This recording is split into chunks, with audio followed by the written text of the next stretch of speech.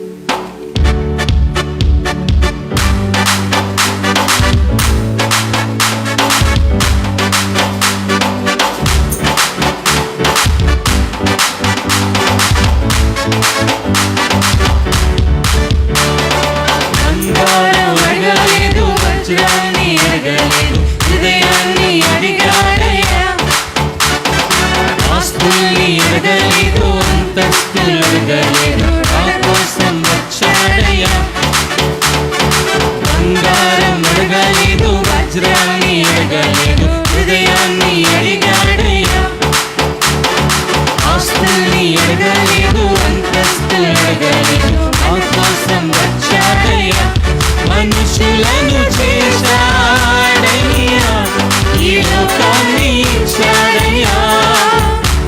మనుషులను చేశాడయ్యా, ఈ లోకాన్ని ఇచ్చాడయ్యా.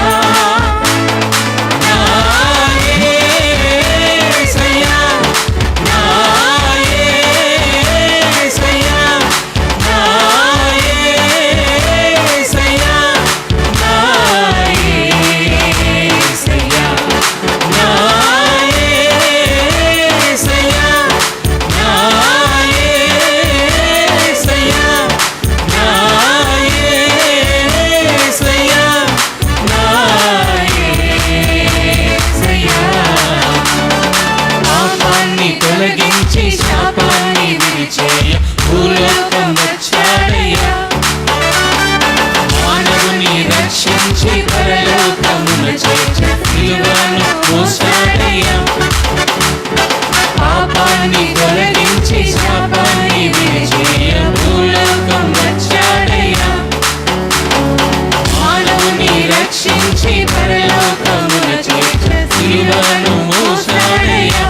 కన్నీటిని తుడిచాడయ్యా, సంతోషాన్ని ఇచ్చాడయ్యా.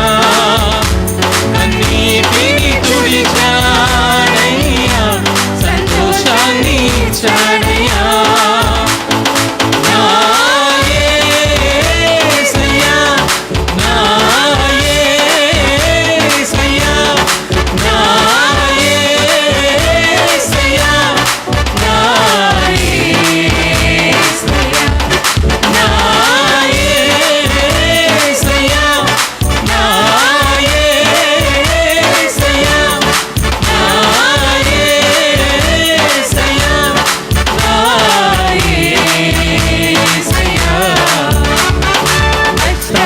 చిందించి రక్షణను అందించి మోక్షాన్ని ఇచ్చాడయ్యా. ధనవంతులుగా మమ్ములను చేయుటకు దారిద్ర్యం పొందాడయ్యా. రక్తాన్ని చిందించి రక్షణను అందించి మోక్షాన్ని ఇచ్చాడయ్యా.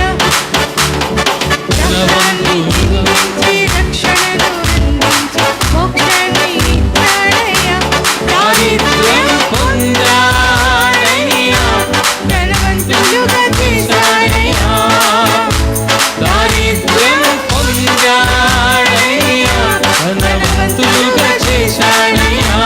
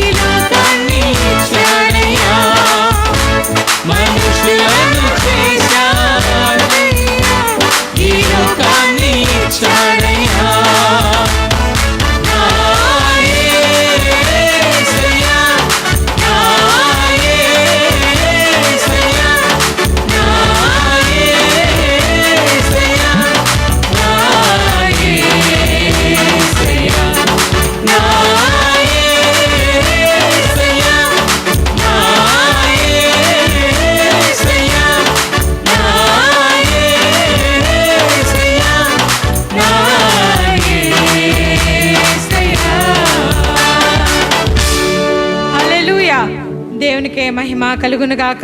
మనమందరము కూడా మనమున్నటువంటి స్థలములలో నిలబడిన వారమై మన 2 చేతులు పైకెత్తి మన హృదయం అంతటితో పూర్ణ ఆత్మతో పూర్ణ శక్తితో మన దేవాది దేవుణ్ణి ఆరాధించి ఆయన్ని మహిమపరుద్దామా, ఆయన్ని గణపరుద్దామా. దేవుడు మన మధ్యలో ఉంటున్నాడు. సర్వాంతర్యామి సర్వకృపానిదేగు గొప్ప తండ్రి మన మధ్యలో ఉంటున్నాడు. అటువంటి గొప్ప దేవుణ్ణి మనము కొనియాడి ఆయన్ని ఆరాధించి ఆయన్ని మహిమపరుద్దామా. స్తోత్రం స్తోత్రం స్తోత్రం నాయనా, మీకు స్తోత్రం నా తండ్రి.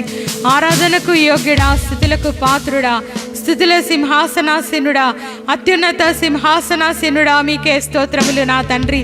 ఆది అంతమైనటువంటి నా తండ్రి, మీకే స్తోత్రములు నాయన. తండ్రి కుడి పార్శ్వమున కూర్చొని అనుదినము అనుక్షణము మా కొరకే విజ్ఞాపన చేయు నా తండ్రి, మీకే స్తోత్రములు ప్రభా. 10,000లో అతి సుందరుడా, అతి కాంక్షణీయుడా, మీకే స్తోత్రములు నా తండ్రి. అందాల తారా, మీకే స్తోత్రములు ప్రభా. అద్వితీయ కుమారుడా, మీకే స్తోత్రములు నా తండ్రి. ప్రభువా యేసయ్యా నా తండ్రి నాయన, మీకే స్తోత్రములు ప్రభా.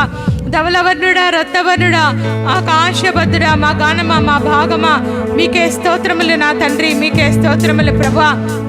నాయన నా తండ్రి, రాజా యేసయ్య దీన మనస్సు కలిగినటువంటి నా తండ్రి, మీకే స్తోత్రములు ప్రభువా.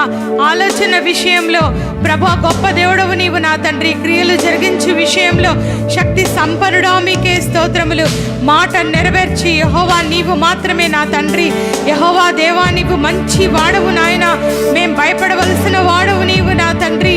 ప్రభువా నా తండ్రి, పితరుల దేవా, అబ్రహాము దేవా, ఇస్సాకు దేవా, యాకోబు దేవా, మీకే స్తోత్రములు ప్రభువా. యుగ యుగములకు దేవా, తరతరముల నుండి మాకు నివాస స్థలము నీవు నా తండ్రి. దారిద్ర్యమును ఐశ్వర్యమును కలుగ చేయువాడవు నీవు నా తండ్రి.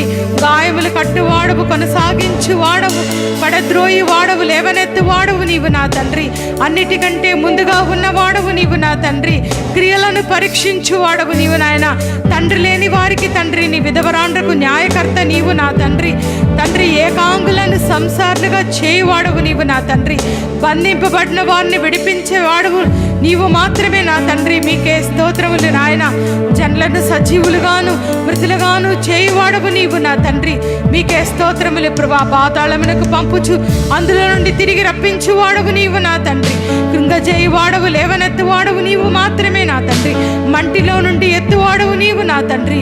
ప్రభా చెదరిన ఇశ్రాయేలులను పోగు చేయువాడవు నీవు నా తండ్రి. అద్భుతములు చేయువాడవు నీవు నాయన. మీకే స్తోత్రములు ప్రభా. పాపము పరిహరించువాడవు నీవు నా తండ్రి. వధింపబడిన గొర్రెపిల్ల, మీకే స్తోత్రములు నాయన.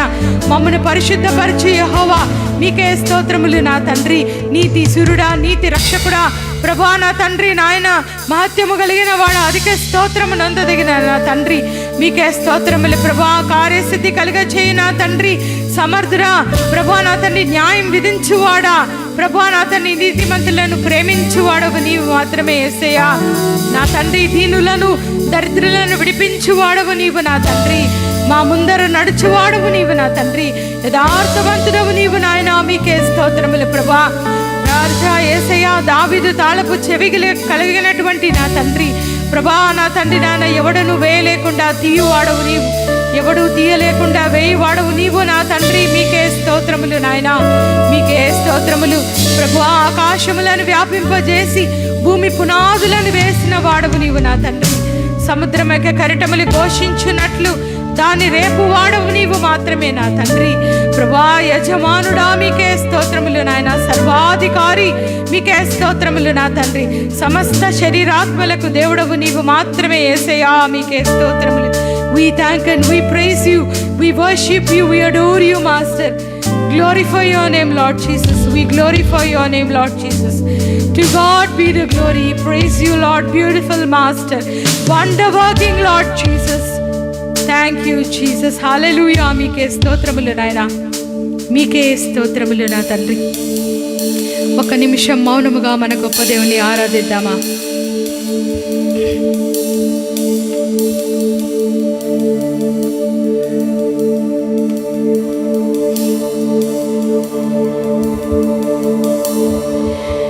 రాజుల రాజా, ప్రభువుల ప్రభువా, నాతో ఉన్నవాడా,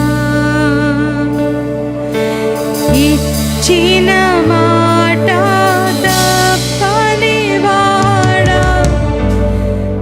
స్థిరపరచువాడా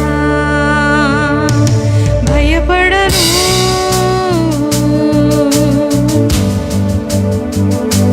నిలిచెదను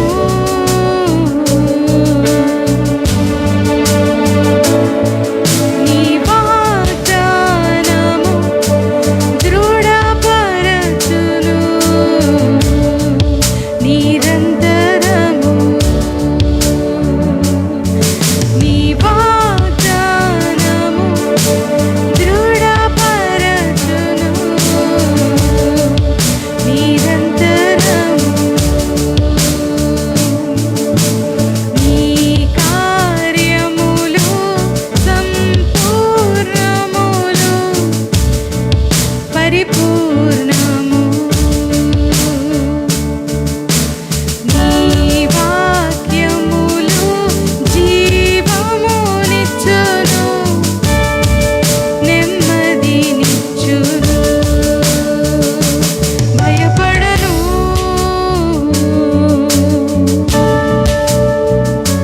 నిలిచెదను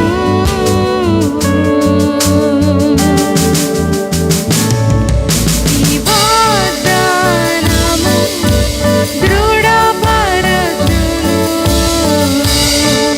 నిరంతరము నీ వాగ్దానము దృఢపరచును నిరంతరము రాజుల రాజా ప్రభువుల ప్రభువా నాతో ఉన్నవాడా ఇచ్చిన మాట తప్పని వాడా స్థిరపరచువాడా భయపడను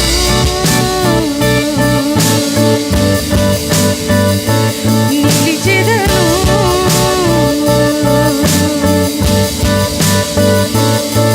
నీ వాగ్దానము దృఢపరచును నిరంతరము నీ వాగ్దానము దృఢపరచును నిరంతరము నిరంతరము నిరంతరము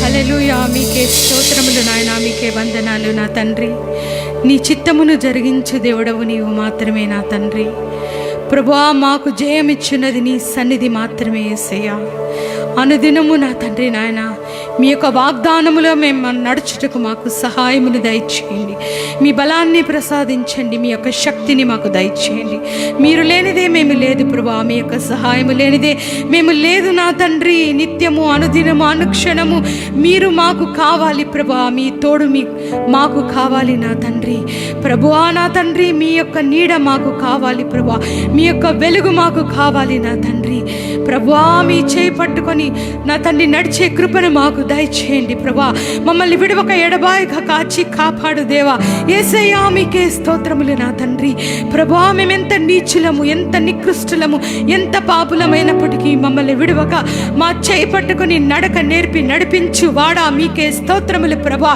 ప్రభా నా తండ్రి నాయన జీవమునిచ్చు దేవా బలమునిచ్చు దేవా మీకే కోట్లాది కోట్లాది వందనాలు ఎన్ని కోట్ల నామములతో మిమ్మల్ని స్తుతించిన నా తండ్రి యేసయ్యా ఆ స్తుతులు సరిపోదు నా తండ్రి ఇదిగో ప్రభువా ఈ దినము నేను మేమందరము కూడా సజీవులమై ఉన్నామంటే అది కేవలము మీ యొక్క ఉచితమైన కృప మాత్రమే నా తండ్రి ఎందరో ఈ లోకాన్ని విడిచిపోయి తండ్రి నాన్న ఈ దినాన్ని చూడలేకపోయిన వారు అనేకులు ఉంటుండగా అటువంటి లెక్కల్లో మమ్మల్ని ఉంచకుండా నా తండ్రి మీ యొక్క ఉచితమైన కృపలో మమ్మల్ని బలపరుస్తున్నటువంటి నా దేవాది దేవా మీకే వందనాలు ప్రభువా కోట్లాది కోట్లాది వందనాలు నా తండ్రి ప్రభువా యేసయ్యా ఇదిగో నాయనా మా స్తుతులు అందుకో నా తండ్రి తండ్రి.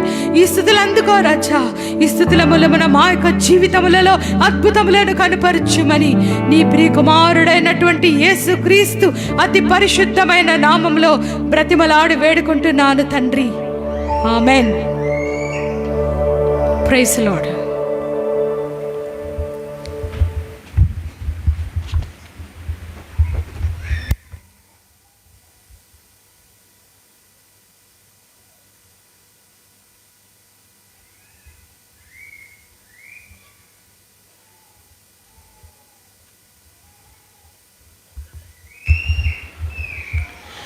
దేవునికి మహిమకరంగాను మనందరికీ ఆశీర్వాదకరంగా స్తుతి ఆరాధనలో నడిపించిన సిస్టర్ శైలజా కిరణ్ గారికి సంఘం తరపున వందనాలు తెలియచేస్తున్నామండి. ఇప్పుడు వాక్య పఠనం అండి. పరిశుద్ధ లేఖన వాక్య పఠనము యెషయా గ్రంథము, పరిశుద్ధ బైబిల్ నుండి యెషయా గ్రంథము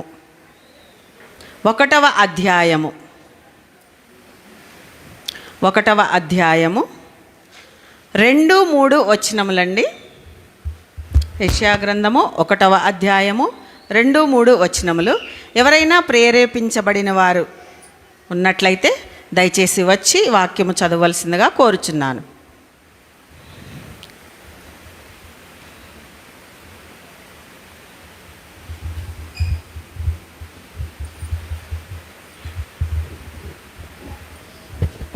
యెషయా 1వ అధ్యాయము 2-3 వచనములు.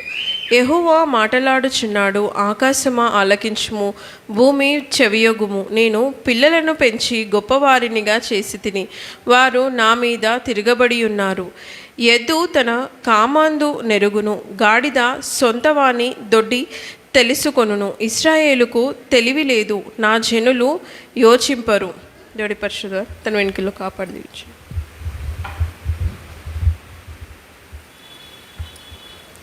వాక్యం కొరకు ప్రార్థించవలసిందిగా కోరుచున్నానండి. ఎవరైనా ప్రేరేపించబడిన వారు ఉన్నట్లయితే వాక్యం కొరకు ప్రార్థించండి.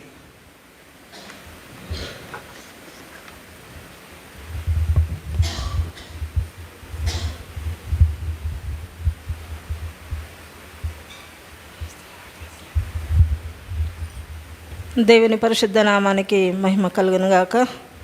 దేవుడు మనతో మాట్లాడలాగున దేవుని సహాయాన్ని కోరుకుంటూ మనం ప్రార్థించుకుందాం. మా స్థితులకు కారణభూతుడవైన మా ప్రియ పరలోకపు తండ్రి, మీ ఉన్నతమైన శ్రేష్టమైన నామాన్ని బట్టి నీకు స్తోత్రాలు స్తుతులు చెల్లించుకుంటున్నానయ్యా. అన్ని నామముల కంటే ఉన్నతమైన నీ పై నామాన్ని బట్టి నీకు స్తోత్రాలు చెల్లించుకుంటున్నానయ్యా. దయా కృప వాత్సల్యత కలిగిన గొప్ప దేవుడవు నాయన, సర్వశక్తిమంతుడవు సర్వాధికారము కలిగిన మా తండ్రి, నీకు స్తోత్రాలయ్యా, నీకు స్తుతులు చెల్లించుకుంటున్నాను నా తండ్రి.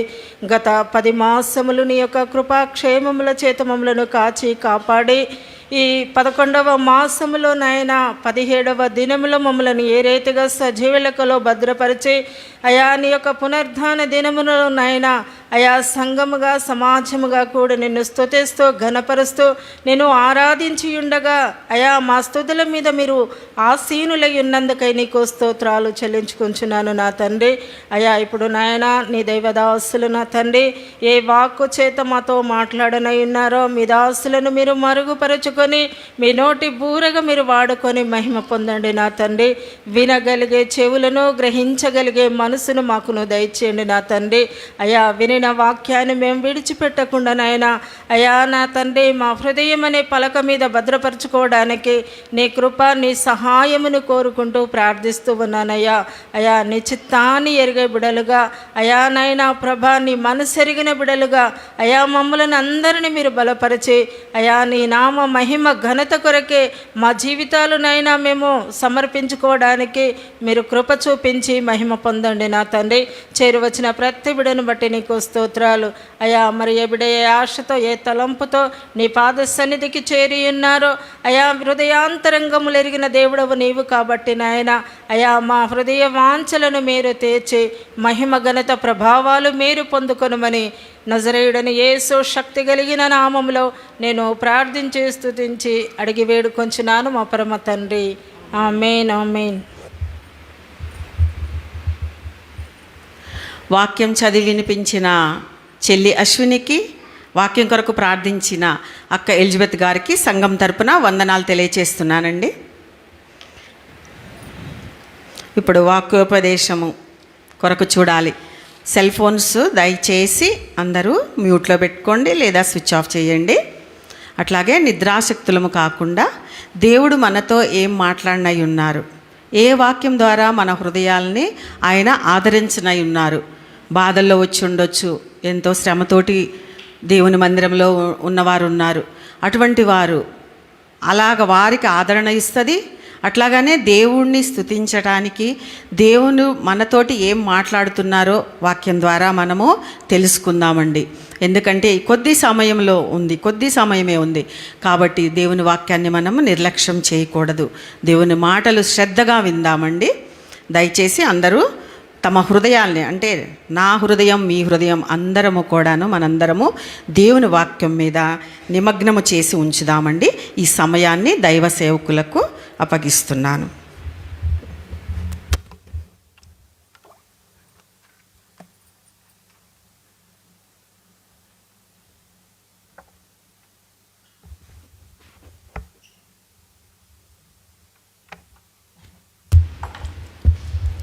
సర్వలోక రక్షకుడు మన ప్రభువు, నా ప్రాణప్రియుడు, నేను సేవించుచున్న నా యజమానుడైన యేసుక్రీస్తు వారి పరిశుద్ధ నామమునకు యుగయుగములు మహిమ ఘనత ప్రభావములు కలుగునుగాక. అలాగే ప్రభు ప్రేమలో ఈ యొక్క ఉదయకాంన ఆరాధనకు విచ్చేసిన మీ అందరికీ కూడా పేరు పేరున నేను వందనాలు తెలియజేసుకుంటూ మిమ్మల్ని ఆరాధనకు ఆహ్వానిస్తూ ఉంటున్నాను. లైవ్లో యథావిధిగా మనతో సహవాసంలో ఉన్నటువంటి దేవుని బిడ్డలకు కూడా నేను ఫేస్బుక్ మాధ్యమం ద్వారా ఆ వందనాలు తెలియజేసుకుంటున్నాను.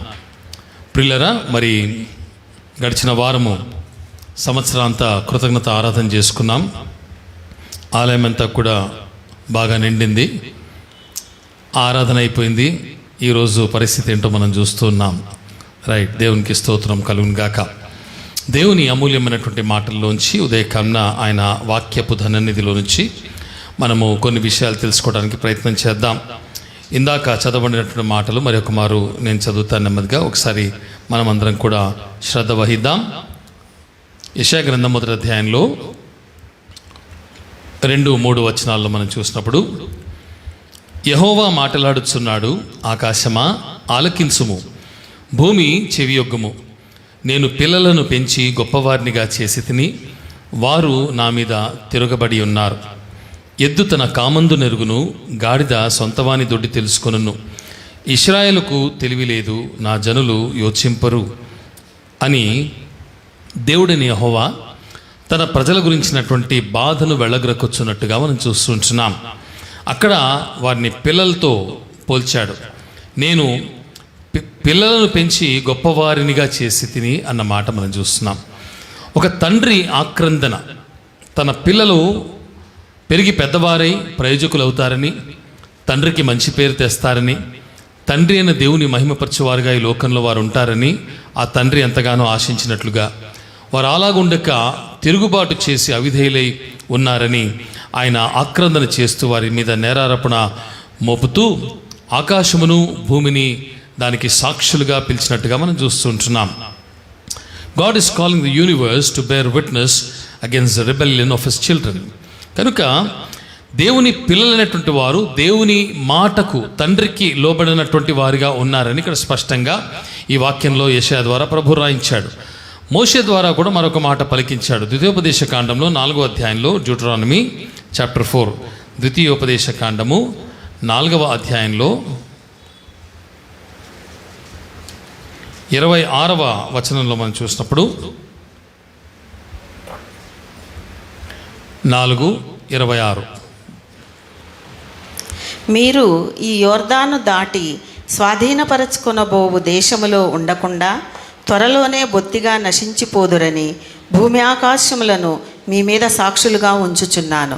చూడండి, చదమ్మా. ఆ దేశమందు బహుదినములుండక మీరు బొత్తిగా నశించిపోదురు. మోషే ద్వారా తన ప్రజలతో దేవుడు మాట్లాడుతున్న మాటలు ఏంటంటే, మీరు ఈ యోర్దాను దాటి స్వాధీనపరచుకొనబో దేశములో ఉండకుండా త్వరలోనే బొత్తిగా నశించిపోదురని భూమి ఆకాశములను మీ మీద సాక్షులుగా ఉంచుచున్నాను. ఆ దేశమందు బహుదినములుండక మీరు బొత్తిగా మీరు నశించిపోదురు అని చెప్తాడు. మీరు అక్కడ పైన 15-16 వచనాల దాదాపు నుంచి మీరు ప్రారంభించి మీరు చూసుకున్నట్లయితే ఎందుకు అన్నట్లయితే అక్కడ వారు ఏ విధంగా వారు దుర్మార్గమైనటువంటి కార్యాలు చేశారో స్పష్టంగా అక్కడ రాస్తాడు. హోరేబులో యెహోవా అగ్నిజ్వాలల మధ్య నుండి మీతో మాట్లాడిన దినము మీరు ఏ స్వరూపమును చూడలేదు. కావున మీరు చెడిపోయిన భూమి మీదనున్న ఏ జంతువు ప్రతిమనైనను, ఆకాశమందు ఎగురు రెక్కలు గల ఏ పక్షి ప్రతిమనైనను, నేల మీద ప్రాకు ఏ పురుగు ప్రతిమనైనను, భూమి క్రిందనున్న నీళ్ల యందలి ఏ చేప ప్రతిమనైనను, ఆడు ప్రతిమను కానీ మగ ప్రతిమను కానీ ఏ స్వరూపము కలిగిన విగ్రహమును మీ కొరకు చేసుకొనుకుంటున్నట్లు ఆకాశం వైపు కనులెత్తి సూర్య చంద్ర నక్షత్రములైన ఆకాశ సైన్యమును చూచి మరలుగొల్పబడి నీ దేవుడని యెహోవా సర్వాకాశము క్రిందనున్న సమస్త ప్రజల కొరకు పంచిపెట్టిన వాటికి నమస్కరించి వాటిని పూజింపకుండునట్లును మీరు బహుజాగ్రత్త పడుడి అని ప్రారంభించాడు. ఈ లోకంలో దేవుడు వారిని కలుగజేసి అనేకమైన ఈవులనిచ్చి తన ప్రజలు తన పిల్లలుగా వారిని ఎంచి ప్రజలుగా కంటే పిల్లలుగా ఎక్కువగా ప్రేమించాడు. ఒక తండ్రి తన పిల్లల్ని ఏ విధంగా అయితే పోషిస్తాడో ఆ విధంగా పోషించాడు, సంరక్షించాడు, కాపాడాడు. కానీ తండ్రిని విడిచి ఇతర వాటిని అన్నింటినీ మ్రొక్కడం ప్రారంభించారు. మీ ఇంట్లో పుట్టినటువంటి పిల్లలు, మీ కడుపులో పుట్టినటువంటి పిల్లలు మిమ్మల్ని నాన్న అనకుండా పక్కింటి వారిని డాడీ అంటే ఎలా ఉంటుంది? మిమ్మల్ని మమ్మీ అనకుండా పక్కింటి ఆంటీనో ఎదురింటి ఆంటీనో మమ్మీ అంటే మీకు ఎలా ఉంటుంది? ఎప్పుడన్నా ఆలోచన చేశారా? మీ పిల్లలు అలా అంటే ఊరుకుంటారా? తాట తీస్తారా? మన పుట్టినటువంటి పిల్లలు మనల్నే తల్లిదండ్రులుగా గుర్తించాలని, ఎరగాలని, ఆ పిలుపుతో పిలవాలని ఆశపడతాం. దేవుని సంకల్పములో పుట్టినటువంటి ఆయన బిడ్డలు కూడా ఈ లోకంలో ఆయనను మాత్రమే తండ్రిగా కలిగి ఉండాలని దేవుని యొక్క వాంఛ. అందులో తప్పేమైనా ఉందంటారా? లేదు. ఆయన ఆశించడంలో ఏమాత్రము తప్పు లేదు. అయితే మాటిమాటికి ఆయన విసర్జించి వారు పలుమార్లు కూడా తండ్రికి దూరం వెళ్ళినట్టుగా చూస్తాం. నిర్గమకాండం 32వ అధ్యాయంలో కూడా మనం చూస్తాం కదా. సీనాయి కొండ మీద దేవునితో 40 దినములు 40 రాత్రులు మోషే గడపడానికి వెళ్ళి 10 ఆజ్ఞల పలకలు దేవుని చేతి వ్రేలితో రాయబడిన పలకలు తీసుకొని ఆయన క్రిందికి వచ్చేలోగా ప్రజలు ఘోరమైన కార్యాలకు పాల్పడతారు. దేవుడికి ముందుగానే తెలుసు కనుక మోషేని హెచ్చరిస్తాడు. మోషే, నీ ఐగుప్తుల నుంచి రప్పించినటువంటి జనము అక్కడ తిరుగుబాటు చేస్తూ అతిక్రమం చేస్తున్నారు, వెళ్ళి చూడమంటే మోషే క్రిందికి వచ్చే లోపల ఈ ప్రజలు ఏం చేశారో తెలుసా? 40 రోజులు అయిపోయాయి. ఆ మోషే అయినటువంటి వాడు ఐగుప్తు నుంచి మమ్మల్ని తీసుకొచ్చిన వాడు ఏమాయనో కనుక మాకు ముందు నడిచేటువంటి ఒక దేవుణ్ణి మాకు నీవు తయారు చేయమని చెప్పి అహరోన్తో చెప్పినప్పుడు అహరోను యాజకుడేండి కూడా బుద్ధిమాలిన పని చేసి అక్కడ ఉన్నటువంటి ప్రజలందరినీ కూడా మీ దగ్గర ఉన్న బంగారంతా తీసుకురండి, పోత విగ్రహం చేస్తామంటే వారి ఉన్నటువంటి బంగారంతా కూడా అహరోన్ చేతిలో పెట్టినప్పుడు దానితో ఒక దూడను, బంగారు దూడను తయారు చేసి పిచ్చి వాళ్ళలాగా ఈడే మా దేవుడు, ఇతనే మమ్మల్ని ఐగుప్తులోంచి బయటికి రప్పించాడని చెప్పి ఆ దేవుని చుట్టూ తిరుగుతూ ఉన్నారు. ప్రజలకు వచ్చిన ప్రాబ్లం ఏంటంటే కళ్ళతో చూచే దేవుడు కావాలి, మనసుతో చూచేటువంటి, స్పృశించేటువంటి, అనుభవించేటువంటి దేవుడు అక్కర్లేదు. కళ్ళెదుట దేవుడు అని చెప్పబడింది ఏదైనా ఉండాలి, ఏదైనా కావాలి. కనుకనే దానికి అలవాటు పడ్డారు. ఆ భయంకరమైనటువంటి పరిస్థితుల నుంచి దేవుడు వారి మొరను ఆలకించి గోషెను ప్రాంతంలో ఐగుప్తులో చెరలో ఉన్నటువంటి వారిని దేవుడు తన బాహుబలం చేత రప్పించి ఎర్ర సముద్రమును 2 పాయలుగా చేసి మిగ్దోలు దగ్గర ఫరో సైన్యం వెంటాడినను వారందరినీ కూడా ఆ ఎర్ర సముద్రంలో నీటి మట్టం చేసి వారిని చంపేశాడే. ఆ మహత్కార్యాలు చేశాడే, నీ గొప్ప కార్యాలు చేశాడు. మార్గమంతట్లో కూడా తోడుగా ఉండి ఆహారాన్ని, నీళ్ళనిచ్చాడు, పశువుల్ని, పిల్లల్ని, పెద్దలందరినీ కాపాడాడు. అవన్నీ మరచిపోయి కృతజ్ఞత లేనటువంటి దౌర్భాగ్యులై వాళ్ళు తిరుగుబాటు చేసినట్టుగా చూస్తున్నాం. మన పిల్లలు కూడా మన జీవితం అంతా కూడా మనం కష్టపడి రెక్కలు మొక్కలు చేసుకొని పగలనక రేయనక సంపాదించి మనకున్నా లేకున్నా మన కడుపు కట్టుకొని పిల్లలకి పెట్టి, మన నోరు కొట్టుకొని పిల్లలకి పెట్టి వాళ్ళని పెంచి పెద్ద చేస్తామే.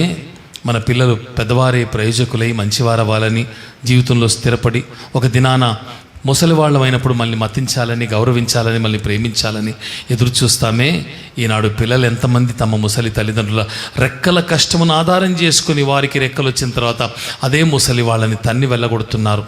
భార్య మాటలు విని భర్తల మాటలు విని కూతుర్లు ఆ విధంగా తల్లిదండ్రులను దూరం చేసుకొని వృద్ధాశ్రమాల్లో చేర్చేవారు ఎంతమంది లేరు ప్రియులారా? మన బిడ్డలే కనుక మన మాట వినకపోతే, మనను ఆధారం చేసుకొని వారు బాగుపడిన తర్వాత మనల్ని విసర్జిస్తే మనకెంత కడుపు కోత, ఎంత గుండె కోత కదా. తండ్రి అయిన దేవుడికి కూడా అదే గుండె కోత. ఎప్పుడో తెలుసా?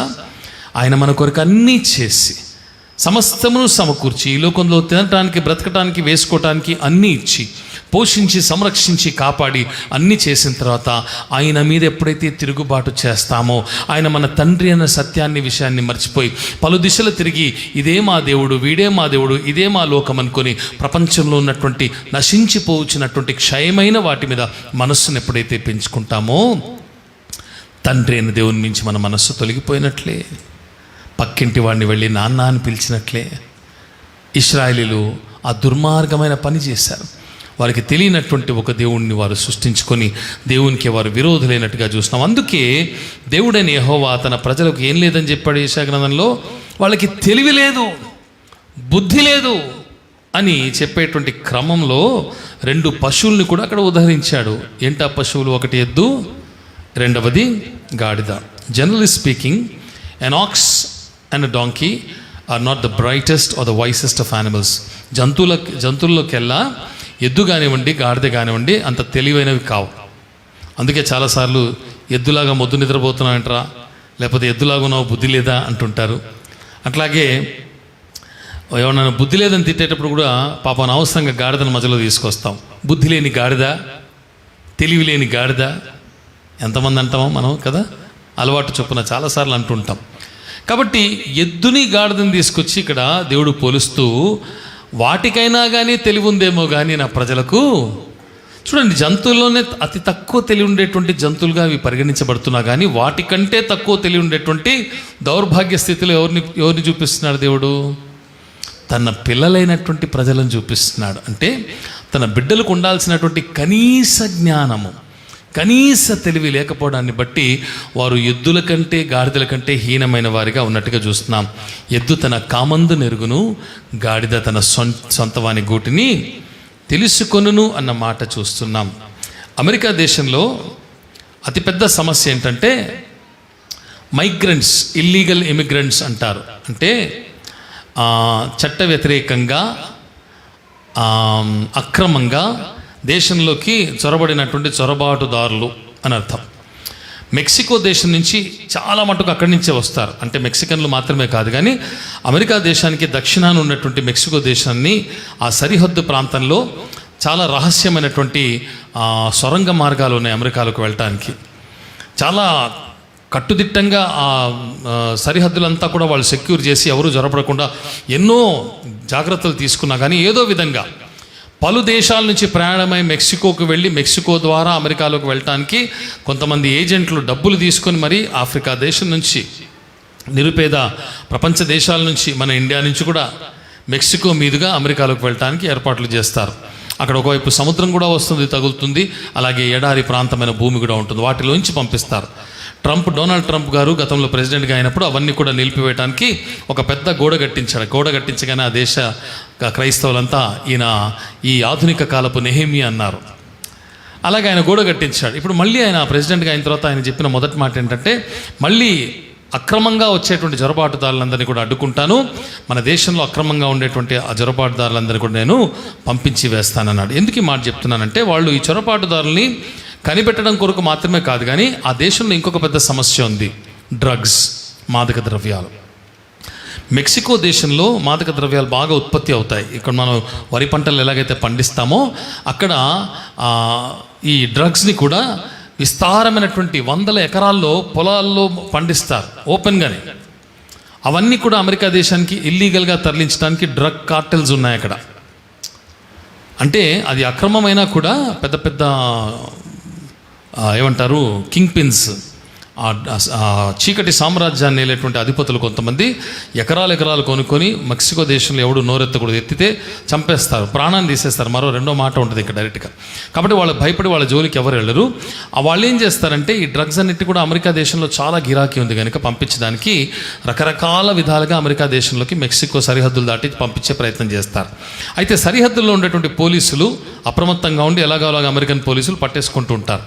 అయితే వారు ప్రతిసారి కూడా వినూత్నమైనటువంటి పద్ధతులు కనిపెడుతుంటారు. అందులో ఒకటి ఏంటంటే గాడిదల మీద ఈ మాదక ద్రవ్యాల సంచులు వేసి వాటిని ఆ సరిహద్దులు దాటించి పంపిస్తుంటారు. ఒకసారి సరిహద్దుల్లో ఉండేటువంటి ఒక పోలీస్ అధికారికి తన బృందానికి సమాచారం అందింది, ఆ గాడిదల మీద వీళ్ళు సరుకు రవాణా చేస్తున్నట్టుగా. వాళ్ళు కరెక్ట్గా మాటు వేసి వాళ్ళని పట్టుకుందామని వెళ్ళేటప్పటికీ ఆ దొంగలంతా పారిపోయారు, గాడిదలను వదిలేసి తప్పించుకొని పారిపోయారు. గాడిదలు మిగిలిపోయాయి. ఇప్పుడు ఆ పోలీస్ అధికారి ఇన్స్పెక్టర్ ఏం చేశారంటే ఆ గాడిదలన్నింటినీ కూడా తీసుకొచ్చి పోలీస్ స్టేషన్ దగ్గర తీసుకొచ్చారు. వాటి మీద ఉన్నటువంటి మాదక ద్రవ్యాలన్నీ కూడా తీసేసి వాటన్నింటిని కూడా వాళ్ళు కబ్జా చేసుకున్నారు ప్రభుత్వానికి ఇవ్వటానికి. ఇక ఈ గాడిదలు ఉండిపోయాయి. ఈ గాడిదలను ఏం చేయాలని చెప్పేసి వాటికి మేత పెడుతున్నారు, నీళ్లు పెడుతున్నారు, మేత పెడుతున్నారు, నీళ్లు పెడుతున్నారు. దొంగల ఆచూకీ మాత్రం తెలియట్లేదు. అప్పుడు ఆ ఇన్స్పెక్టర్ గారికి ఒక మంచి అద్భుతమైనటువంటి ఆలోచన వచ్చింది. ఆయన తన పోలీసు వాళ్ళని పిలిచి, ఒరే వీటికి మేత పెట్టడం నీళ్లు పెట్టడం మానేయండి, ఓ 2 రోజులు వాటిని బాగా కడుపు కాల్చండి, 2-3 రోజులు. దాని తర్వాత వాటిని వదిలిపెట్టండి.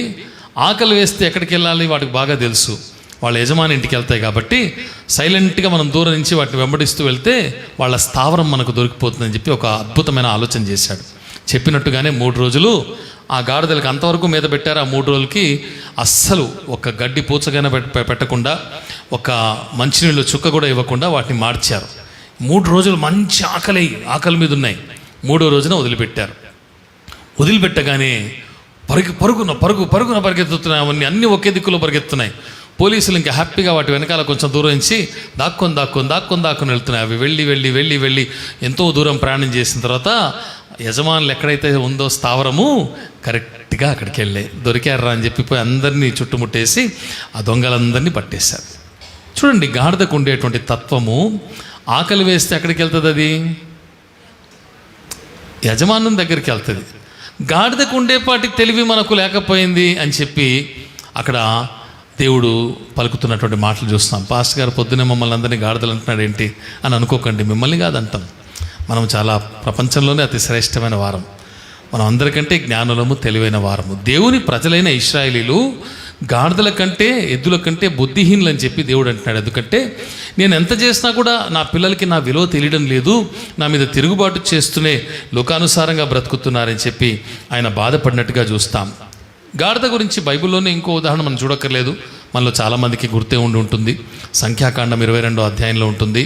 బిలాం అనేటువంటి ఒక ప్రవక్త దేవుని ప్రజలను ఆశీర్వదించాల్సినటువంటి వాడు మోయాబు రాజు అయినటువంటి బాలాకి ఇచ్చేటువంటి ధనానికి ఆశపడకపోయినను, ఆయన ఎన్నిసార్లు ప్రలోభ పెట్టినను ప్రలోభానికి గురి కాకపోయినను కడకు ఆయన ఒత్తిడికి తల వంచి ఆ మోయాబు రాజు పక్షమున ఇశ్రాయేలు ప్రజల్ని శపించడానికి తయారై బయలుదేరాడు.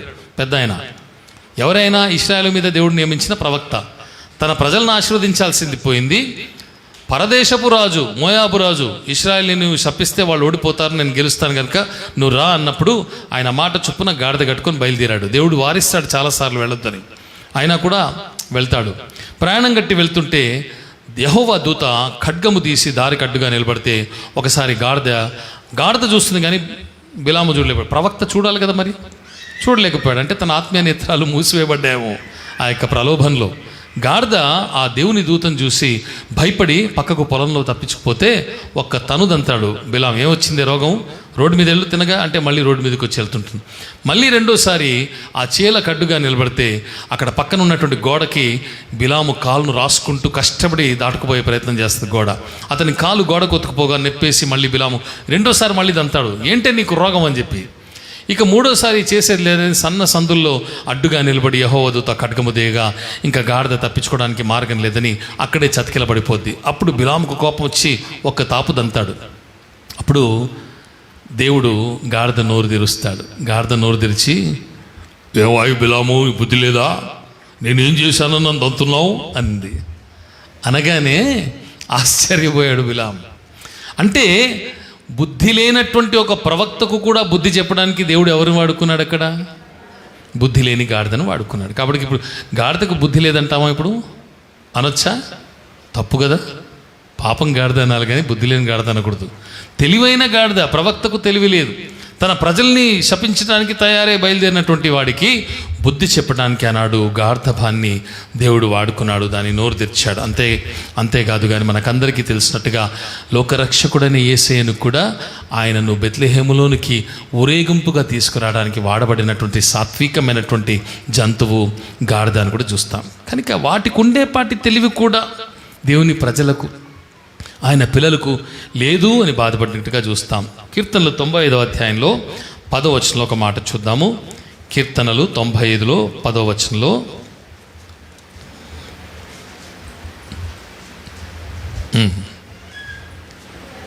40 ఏండ్ల కాలము 40 ఏండ్ల కాలము ఆ తరము వారి వలన నేను విసికి, వారు హృదయమున తప్పిపోవు ప్రజలు, వారు నా మార్గములు తెలుసుకొనలేదని అనుకుంటుని. చూడండి, ఐగుప్తు నుంచి కానాను మ్యాప్ మీరు చూసినట్లయితే ఐగుప్తు ఉత్తర భాగంలో ఉండేటువంటి గోషేను అనే సస్యశ్యామలమైన ప్రాంతంలో ఇశ్రాయేలీలు, హెబ్రీలంతా కూడా నివాసం ఉన్నారు. అక్కడి నుంచి వారు బయలుదేరి కానానుకు వెళ్ళాలంటే ఫిలిస్టీయులు ఉండేటువంటి మార్గంలో వెళితే కేవలం 43 రోజుల్లో చేరిపోతారు. 42-43 రోజుల్లో చేరిపోతారు. తిన్నగా ఒకే మార్గం, తూర్పు దిక్కునే సముద్రపు అంచుల మీదుగా వాళ్ళు వెళ్ళిపోవచ్చు.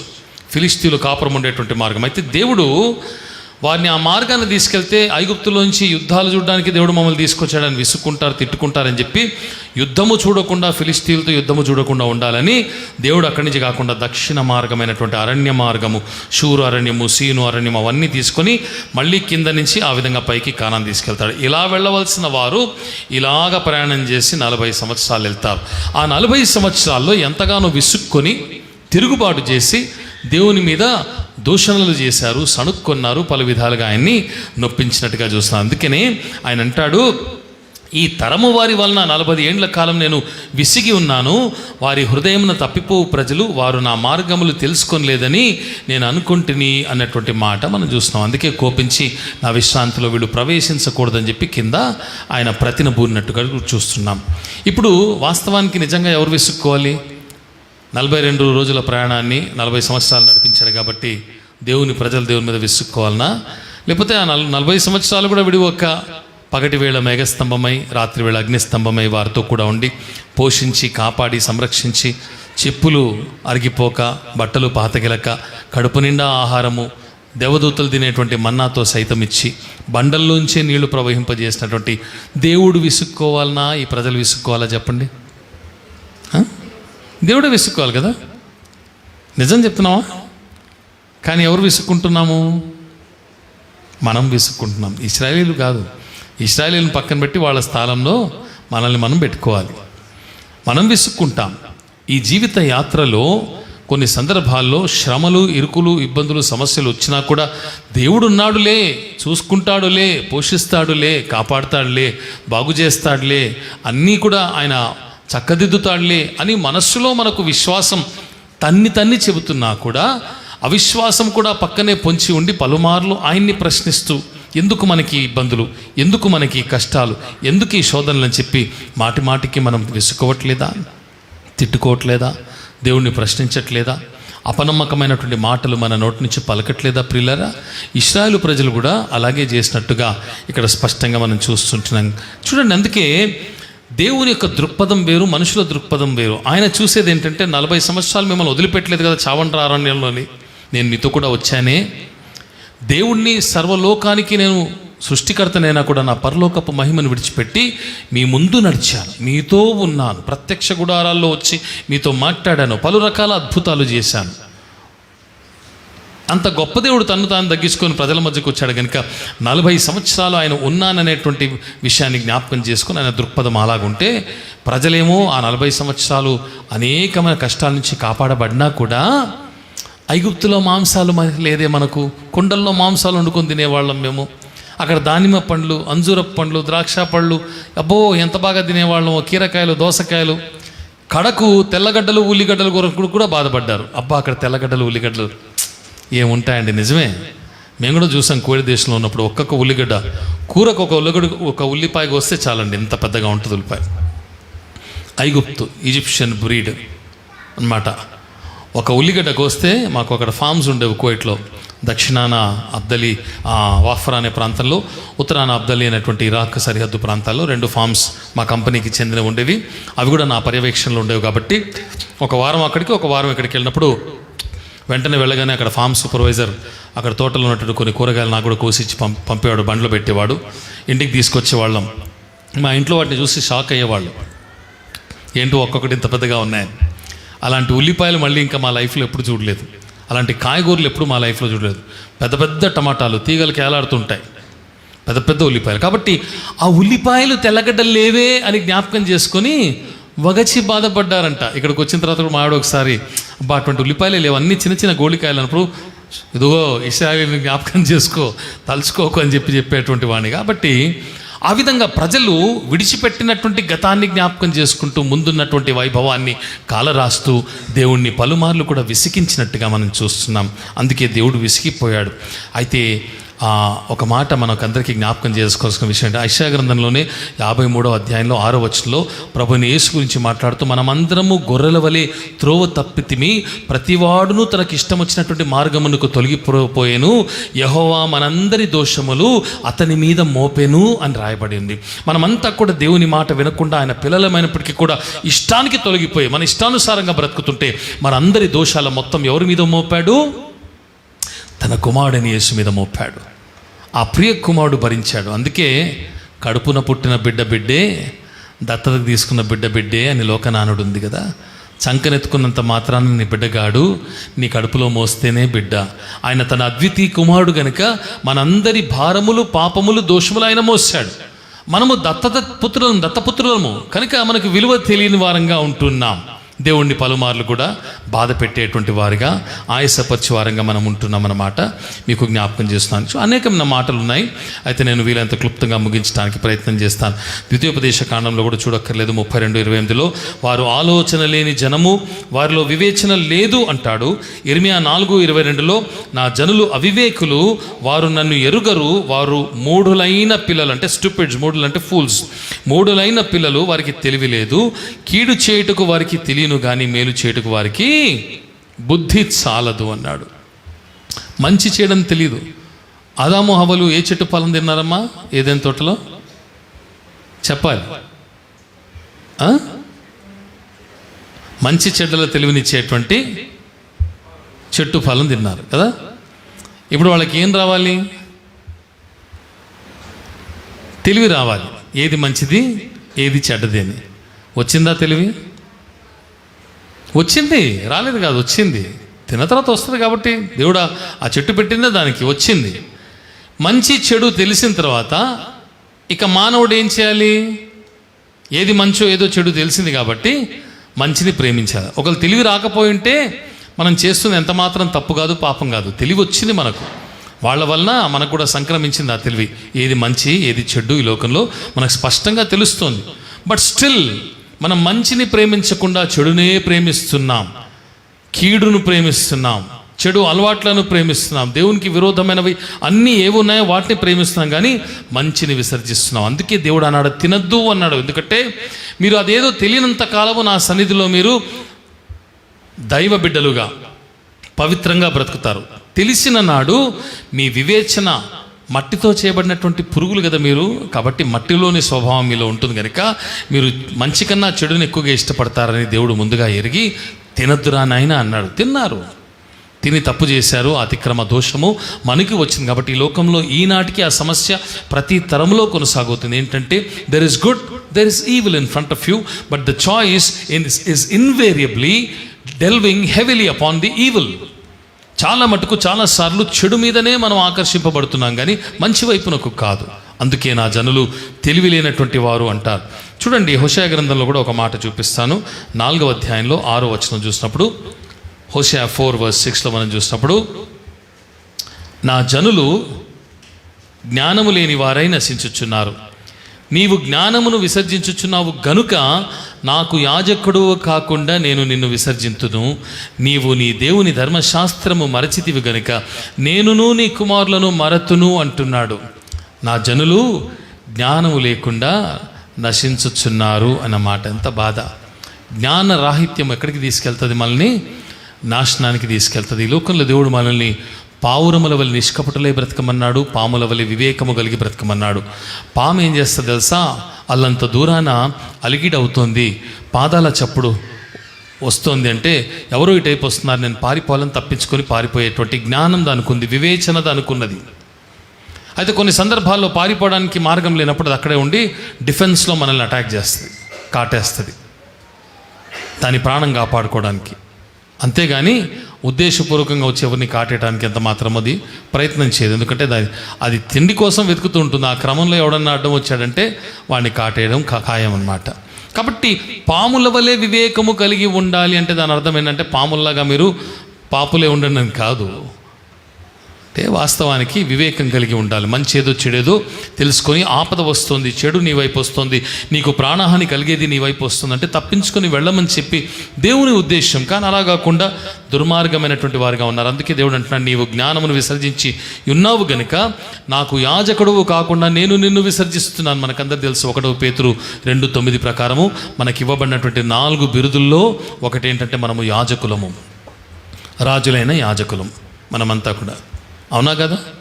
రక్షింపబడిన ప్రతి దేవుని బిడ్డ కూడా యాజకులు. దేవుడు నీ యాజకత్వం నాకు అక్కర్లేదు అని విసర్జిస్తే ఎలా ఉంటుంది? మందిరానికి వచ్చాం, ఇప్పుడు ఉదయం ఆరాధన చేశాం. మనం ఆరాధన చేస్తుంటే పరిశుద్ధాత్మ దేవుడు పక్కన వచ్చి, రై చేతుల కింద దించు, నోరుమొయ్, నన్ను ఆరాధించద్దు, ఇష్టానుసారంగా లోకల్ని అంతా బతికేసి వచ్చి ఇక్కడ ఆరాధిస్తున్నావా, బయటికెళ్ళు అన్నాడు అనుకో, ఎట్లా ఉంటుంది? అన్నాడే అనుకోండి, ఎలా ఉంటుంది? చెంప చెళ్ళు అనిపించినట్టు ఉంటుంది కదా, సిగ్గుతో బిక్క చచ్చిపోతాం కదా. కానీ దేవుడు అలా అండు. అదే వచ్చిన సమస్య. There is something called free will. దేవుడు మనకు ఆత్మస్వేచ్ఛనిచ్చాడు. మంచి ఏదో చెడేదో మన ముందుంచాడు. మంచిని ప్రేమించి దాన్ని ఆలింగనం చేసుకోమని ఆయన కోరాడు, మనల్ని అడుగుతున్నాడు. కానీ మానవుడు ఏం చేస్తాడో ఆ స్వేచ్ఛను దుర్వినియోగం చేసుకుంటూ వీలైనంత మట్టుకు చెడునే చేయడానికి ఇష్టపడుతుంటాడు. అందుకే నా పిల్లలకు తెలివి లేదు, ఎద్దుకు గాడిదకున్నంత అంత బుద్ధి కూడా లేనటువంటి వారిగా ఉన్నారు అని చెప్పి దేవుడు వాపోతున్నట్టుగా చూస్తాం. సామెతలు 13:1 కూడా చూసినప్పుడు అక్కడ తెలుగులో తర్జుమా తప్పుపడింది. నేను తెలుగులో చదవమా ఒకసారి. సామెతలు 13:1. తండ్రి శిక్షించిన కుమారుడు జ్ఞానము గలవాడగును. ఇది తప్పు. వాస్తవానికి తండ్రి శిక్షించిన వాడు జ్ఞానము గలవాడగును అని కుమారుడు గురించి రాయబడింది కదా. ఇంగ్లీష్లో ఉన్నటువంటి ఒరిజినల్ ట్రాన్స్లేషన్లోని మీనింగ్ ఏంటి తెలుసా? A wise son hears his father's instructions. అంటే జ్ఞానం గల కుమారుడు తన తండ్రి ఉపదేశమును వినును. అది అక్కడ ఉండాల్సింది. జ్ఞానం గల కుమారుడు తన తండ్రి ఉపదేశమును ఆలకించును లేక వినును అని ఉండాలి. అక్కడ తర్జుమా తప్పుపడింది. జ్ఞానం కలిగిన వాళ్ళు ఏం చేయాలి? ఇప్పుడు తండ్రి చెప్పే మాటలు వినాలి. మీరు ఎప్పుడైనా మీ పిల్లల్ని కూర్చోబెట్టుకుని వాళ్ళతో మాట్లాడారా? మీకు నచ్చని విషయాలు వాళ్ళకి చెప్పే ప్రయత్నం చేశారా? నాన్న ఇలా చేయకండి రా, అమ్మ ఇలా చేయకండి, ఇలా చేయాలి, ఇలా ఉండాలి అని చెప్పే ప్రయత్నం చేశారా? ఎంతమంది పిల్లలు వింటారమ్మా మన మాటలు? నిజంగా విన్నట్టే వింటారు, కానీ నిజానికి వినరు. పాడైపోతారా నాన్న, మీ జీవితాలు నాశనం చేసుకోకండి, మీకు ఎంతో భవిష్యత్తు ఉంది, ఎంతో జీవితం ఉంది, మా మాటలు వినండి, అన్నిట్లో మితముగా ఉండండి, డోంట్ ఓవర్ డూ ఎనీథింగ్, మీ జీవితాలు నాశనం చేసుకోకండి, పద్ధతిగా ఉండండి అని ఎన్నోసార్లు చెప్తాం. కానీ మన పిల్లలు చాలాసార్లు మన మాట వినరు. అయితే దానివల్ల వాళ్ళు సఫర్ అయినప్పుడు, పిల్లల జీవితాలు పాడైనప్పుడు వాళ్ళు మాత్రమే కాదు బాధపడేది. ఎవరు బాధపడతారు? కన్న కడుపు బాధపడుతుందండి. అరే నా కడుపులోంచి ఈ బిడ్డను ఎన్నో ఆశలతో ఎన్నో కోరికలతో కన్నాను, వాడు పెరిగి పెద్దవాడై ప్రయోజకుడై అన్ని విషయాల్లో కూడా ఈ అమ్మాయి చక్కగా ఉంటుందని చెప్పి ఆశించాను, వర్ధిల్లుతారని చెప్పి ఆశించాను. కానీ నా మాటలు ఎన్నిసార్లు చెప్పినా కూడా పెడచెవిని పెట్టారే, నిర్లక్ష్యం చేశారే నా పిల్లలని. వారితో పాటు సఫర్ అయ్యేది ఎవరు? మనం. మన బిడ్డలకి ఏమన్నా హాస్పిటల్లో జాయిన్ అయితే జీవన్ మరణాల మధ్యన వారు కొట్టుమిట్టాడుతుంటే అక్కడ అల్లాడేది తల్లి తండ్రి, మరి ముఖ్యంగా తల్లులు. ఎందుకంటే 9 నెలలు కడుపు కట్టుకొని ఆశించింది కూడా తినకుండా ఆ పిల్లల్ని కడుపులో మోసి ఆ 9 మాసాల తర్వాత 2వ జన్మ లాంటి అనుభవం అనేటువంటి ప్రసవం ద్వారా బిడ్డని కంటది ఒక తల్లి. దాదాపు మరణపు అంచుల దాకా వెళ్ళి మరీ కంటది బిడ్డని. అలా కన్నటువంటి ఆ శ్రేష్టమైన బిడ్డ తన కనులెదుటే తన మాటలు వినకుండా, చెప్పినటువంటి మాటలకు చోటు ఇవ్వకుండా హృదయంలో ఇష్టానుసారంగా బ్రతికి తన ప్రాణం మీదకి తెచ్చుకున్నప్పుడు ఆ తల్లి కడుపు ఎంతగా విలవిల్లాడుతుందండి.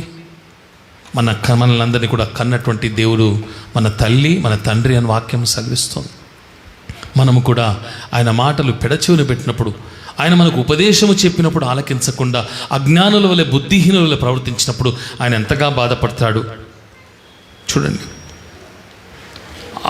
దేవుని మాటలు విననటువంటి వారు ఎవరంటే మనకు తెలుసు. సామెతలు 1:7 ప్రకారం మూర్ఖులు విసర్జిస్తారు. మూర్ఖులు అంటే ఎవరు? ఫూల్స్ అంటే బుద్ధిహీనులు, తెలివి లేనటువంటి వాళ్ళు, జ్ఞానం లేని వాళ్ళు. దేవుని యొక్క ఉపదేశాన్ని వాళ్ళు ఏం చేస్తారంటే తిరస్కరిస్తారని చెప్పి స్పష్టంగా రాయబడింది.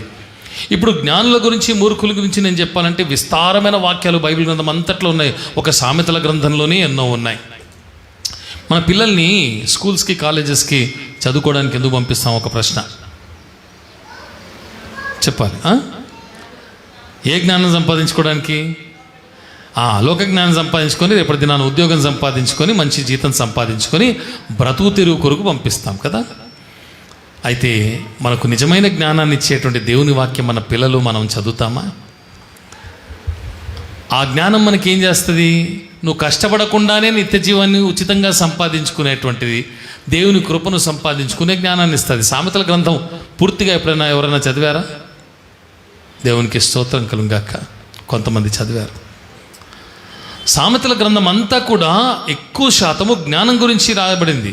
ఎందుకంటే జ్ఞాని అయిన సొలొమోను రాశాడు కనుక, అలాగే మరికొందరు కూడా కొన్ని రాశారనుకోండి, కానీ ఎక్కువ శాతం ఆయన రాశాడు కనుక జ్ఞానాన్ని గురించి రాయబడినటువంటి మాటలు మనం ఎక్కువగా చూస్తాం. అందుకే చదవాలి, ప్రావర్బ్స్ చదవాలి. దేవుని వాక్యం మనం చదవనంత కాలం కూడా మనలో దేవుని వాక్యపు భయం అనేది ఉండనే ఉండదు. మనకెందుకు జ్ఞానం లేదంటే ఏదో జ్ఞాననిధి అయినటువంటి పరిశుద్ధ గ్రంథము మనకి ఇవ్వబడినా కూడా దాన్ని చదివినా కూడా ధ్యానించము. నువ్వు ఒంటరి వేళల్లో కూర్చున్నప్పుడు నీ మైండ్ ఎక్కడో, even if you're browsing through the phone, నీ మైండ్ బ్యాక్గ్రౌండ్లో, నీ మెదడు వెనకాల దేవుని మాటలు నీకు ప్రతిధ్వనిస్తూ ఉంటాయి. చదివినప్పుడు నీకు ఆలోచన చెబుతూ ఉంటాయి. నూతనమైనటువంటి ఆ విధానంలో ఆత్మీయంగా నడిపించడానికి నిన్ను ప్రేరేపిస్తూ ఉంటాయి. కనుక చదవాలి దేవుని మాటలు. చదవం మనం లోక సంబంధమైన పనికి మాలిన చెత్త చెదరమంతా చూసి పొద్దున్న లేస్తే ఇవాళ రేపు ఏముంది, ఇంకా ఎక్కువ శాతం పిల్లలంతా కూడా మీమ్స్ అని చూస్తారు కదా. టిక్టాక్లు, మీమ్స్, ఇంకేందో రకరకాల రీల్స్, ఈ చెత్తా చెదారం అంతా చూసుకుని అపవాది మేము మీ టైంని ఎంతగా నాశనం చేయడానికి ప్రయత్నం చేస్తాడో వానికి అంతగా చోటిచ్చి అవి మాత్రమే చూస్తారు. వాక్యం మాత్రం అస్సలు చదవం. జీవాన్ని ఇచ్చే దేవుని మాటలు ధ్యానం చేసేటువంటి ప్రయత్నం చేయం. అందుకే జ్ఞానం లేదు. సామెతలు 12:17 కూడా అంటాడు, బుద్ధిహీనుని అంటే మూఢుని అని ఉంటుంది. మూఢుడు అంటే బుద్ధిహీనుడు. బుద్ధిహీనుని యొక్క మార్గము వాని దృష్టికి సరైనది, జ్ఞానము గలవాడు ఆలోచనను అంగీకరించునంటాడు. నీకు జ్ఞానం ఉంటే దేవుడిచ్చేటువంటి ఈ వాక్యపు ఆలోచనని నీవు అంగీకరిస్తావు. జ్ఞానం లేని వాడు ఏం చేస్తాడు? నేను చేసేది కరెక్ట్ లేరా భయ్, నేను అనుకునేది కరెక్ట్ అన్నిట్లో కూడా. అందుకే కొన్ని బ్రతుకులు మారవు. ఎన్నిసార్లు చెప్పినా, ఎంత చెప్పినా, దేవుని మాటలు ఎన్నిసార్లు వినిపించినా కూడా వినరు. అటువంటి వాళ్ళ గురించి సామెతలు 27:22 అంటాడు, మూడుని ఏం చేయాలట? రోటిలోని గోధుమలలో వేసి రోకిట దంచినను వాని మూఢత వానిని వదిలిపోదు. మూడుల్ని ఏం చేయాలట? గోధుమలు దంచేటువంటి రోకలు వేసి రోకలతో బాగా దంచాలట. దంచినా కూడా ఏం పోదట? వాని మూఢత్వం పోదు. A fool will always be a fool, he will never change. రోకల్లో వేసి దంచినా కానీ వాని మూఢత్వం పోదు అంటున్నాడు. అంటే it is ingrained in him. అతని అణువణువున నిలువెల్లా కూడా మూఢత్వము వ్యాపించిపోయింది.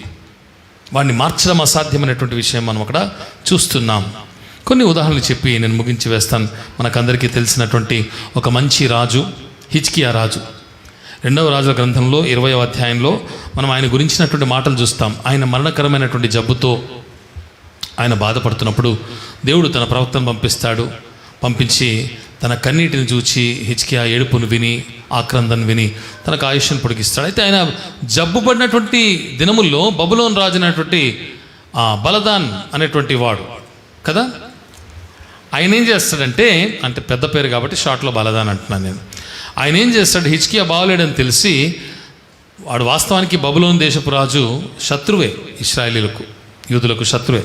అయినా కూడా ఏం చేస్తాడంటే తన దగ్గర నుంచి కొంతమంది రాయబారులను చూచి రమ్మని చెప్పి, పరామర్శించి రమ్మని చెప్పేసి కొన్ని కానుకలిచ్చి పంపిస్తాడు హిజ్కియా దగ్గరికి. పరామర్శించడానికి మీ ఇంటికి ఎవరన్నా వస్తే ఎక్కడ కూర్చోబెడతారమ్మా? హాల్లో కూర్చోబెడతారు. హాల్ లేకపోతే ఇంటి బయట కుర్చీలు వేసి కూర్చోబెట్టి మాట్లాడి నీళ్ళు ఇచ్చి, వీలైతే ఛాయ్ ఇచ్చి పంపించేస్తారు.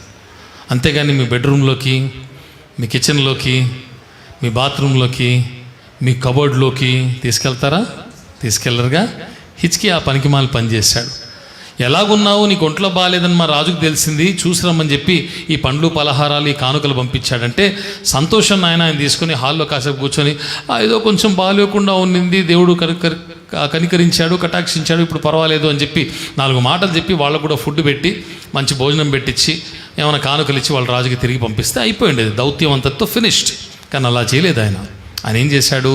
వాళ్ళని తీసుకెళ్ళి మొత్తము ఇల్లంతా, ఆయన రాజమహల్ అంతా టూర్ వేయించి, ఇదిగో నా గదులు ఇవి, నా బెడ్రూమ్ ఇది, నేను ధనము దాచుకున్నటువంటి స్థలం ఇది, ఇందులో బంగారు ఇక్కడ పెట్టాను, వెండి ఎక్కడ పెట్టాను, వజ్రాలు ఇక్కడ పెట్టాను, రత్న వైఢూర్యాలు ఇక్కడ పెట్టాను అని చెప్పి మొత్తం అంతా కూడా స్పష్టంగా వివరంగా చూపించేశాడంట.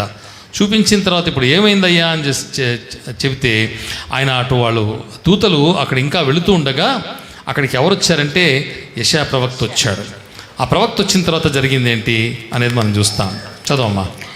నీ ఇంటిలో వారు ఏమేమి చూచిరని అతడు అడుగగా హిజ్కియా, నా పదార్థములలో దేనిని మరుగ చేయక నా ఇంటిలోనున్న సమస్తమును నేను వారికి చూపించి ఉన్నాను. నేను ఎంత గొప్పగా చెప్పుకుంటున్నాడు డబ్బా. ఆయన వచ్చిన వాళ్ళకి ఏమేమి చూపించావంటే వాళ్ళకి ఏది కూడా దాచిపెట్టకుండా అన్నీ చూపించాను యెషయా అన్నాడు. అంతటా యెషయా హిజ్కియాతో ఇట్లా నేను యెహోవా సెలవిచ్చు మాట వినుము. వచ్చు దినములలో ఏమయూ మిగులకుండా నీ నగరునందున్న సమస్తమును నేటి వరకు నీ పితరులు సమకూర్చి దాచిపెట్టినదంతయును బబులోను పట్టణమునకు ఎత్తుకొని పోబడునని యెహోవా సెలవిచ్చుచున్నాడు. మరియు నీ గర్భమందు పుట్టిన నీ పుత్ర సంతును బబులోను రాజు నగరునందు నపుంసకులుగా చేయుటకై వారు తీసుకొని పోవుదురు అన్నాడా యెషయా. శత్రువుకి నువ్వు చోటిచ్చి నీకున్నదంతా చూపించావు, బుద్ధిహీనుడుగా ప్రవర్తించావు, తెలివి లేనివాడుగా ప్రవర్తించావు కనుక రాబో రోజుల్లో ఈ దేశంలో ఉన్నవన్నీ కూడా ఎన్ని శ్రేష్టమైన ఉన్నాయో అవన్నీ కూడా వెతికి బబులోను దేశానికి తీసుకువెళ్తారు. అంత మాత్రమే కాదు కానీ నీ పిల్లలను యవ్వన కుమారులను కూడా తీసుకువెళ్ళి నపుంసకులుగా చేసి రాజమహల్లో దాసులుగా పెడతారని చెప్పి అన్నాడు. 24వ అధ్యాయానికి వచ్చేటప్పటికి అది అక్షరాలా నెరవేరినట్టుగా చూస్తాం.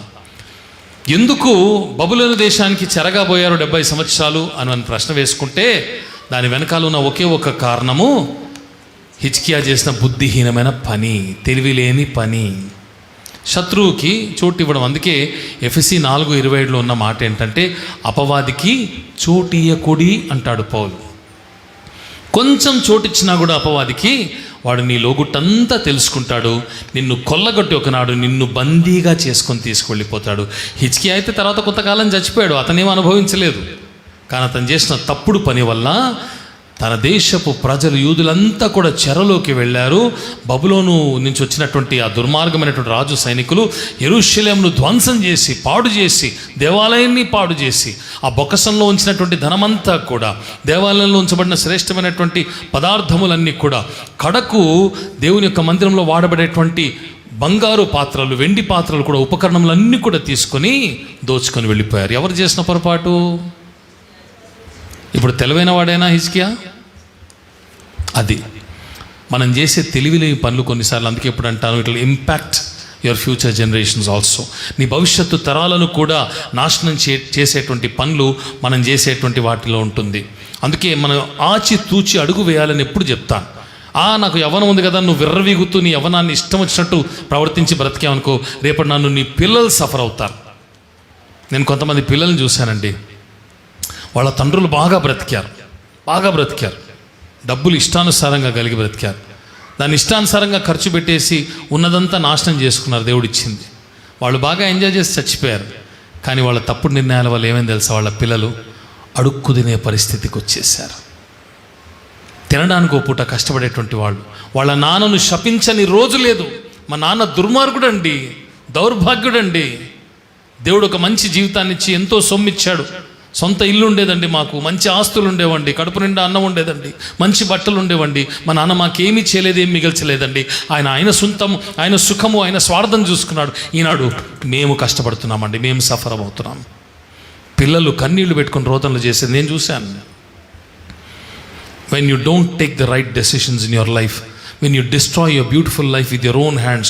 అందుకే ఎప్పుడు చెప్తాను, జీవితం ఒకేసారి, ఈ లోకంలో మళ్ళీ రామ్. మనం బ్రతికేటువంటి ఈ లోకంలో, ఈ జీవితంలో, ఈ తాత్కాలికమైన ప్రయాణంలో మంచి నిర్ణయాలు తీసుకోవాలి. దేవుడు ప్రతిసారి మనతో మాట్లాడుతుంటాడు, ఇదే త్రోవ, దీనిలో నడువుడని చెప్పి ఒక స్వరం మనకు వినిపిస్తూ ఉంటుంది. దాన్ని నిర్లక్ష్యం చేసి ఇష్టానుసారంగా బుద్ధిహీనంగా ప్రవర్తించడం వల్ల మనకు మాత్రమే కాదు కానీ మన కుటుంబాలకు, మన తరములకు ఆపద తెచ్చి పెట్టేటువంటి బుద్ధిహీనులుగా ఉంటుంటాం. అందుకే ప్రియులారా, దేవుని మాటలు వినాలి, లక్ష్య పెట్టాలి. నా పిల్లలు నా మాట వినలేదు, తిరగబడ్డారని చెప్పి తండ్రి వలె ఆక్రందన చేసి యెహోవా బాధపడ్డాడు. తిరుగుబాటు చేశారు నా పిల్లలు, వాళ్ళకు బుద్ధి లేదు, వాళ్ళకు తెలివి లేదని చెప్పి ఆయన తిడుతున్నట్టుగా చూస్తున్నాడు.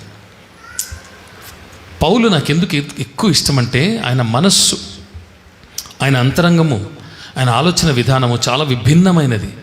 ఆయన ఫిలిప్పీ పత్రికలో 3వ అధ్యాయంలో మనం 6 నుంచి 11 వచనాలను చూసినప్పుడు ఆయన తనెంత గొప్పవాడైనా, ధనికుడైనా, ధర్మశాస్త్ర ప్రవీణుడైనా కూడా ఆయన తన జ్ఞానమంతటిని, తన సంపద అంతటిని కూడా వట్టివిగా ఎంచుకుంటాడు. దేని కొరకు అనేటువంటి స్పష్టమైన మాట అక్కడ చూస్తాం. ఒకసారి చదవమ్మా 6 నుంచి 11.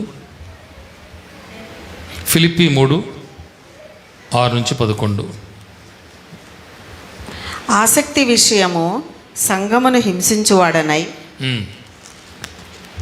ధర్మశాస్త్రము వలన నీతి విషయము అనిందుడనై ఉంటిని. అయినను ఏవేవి నాకు లాభకరములై ఉండెనో వాటిని క్రీస్తు నిమిత్తము నష్టముగా ఎంచుకొట్టిని. నిశ్చయముగా నా ప్రభు అయిన యేసుక్రీస్తును గూర్చిన అతిశ్రేష్టమైన జ్ఞానము నిమిత్తమై. ఏంటట యేసుక్రీస్తును గురించిన అతి శ్రేష్టమైన జ్ఞానాన్ని సంపాదించుకోవడానికి ఏం చేశాడట? సమస్తమును నష్టముగా ఎంచుకొనుచున్నాను.